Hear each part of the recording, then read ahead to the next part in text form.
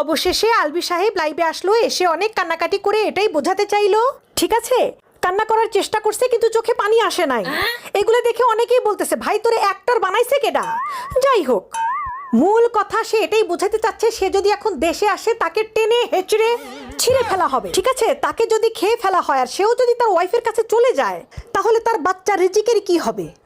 আহারে, মানে তার মন চাচ্ছে সে তিথির কাছে, মানে সেও চলে যাক, সেও মারা যাক, কিন্তু পরে আবার মনে পড়লো কিরে আমি মারা গেলে আমার ছেলের কি হবে, আমার ছেলে কিভাবে বড় হবে? আর মেয়েরা বলে ওই ছেলেদের কোনো বুদ্ধি নাই, ছেলেরা দায়িত্ব নিতে জানে না, ছেলেরা হচ্ছে একটা কাণ্ডজ্ঞানহীন। আলবি ভাইয়াকে দেখে শেখো, ঠিক আছে? সে একদম ঠিক কথা বলছে, আমি তার সাথে একমত। এখন একটা জিনিসই করা হোক, তাকে দেশে এনে তার পাখিটা কেটে দেওয়া হোক, ঠিক আছে?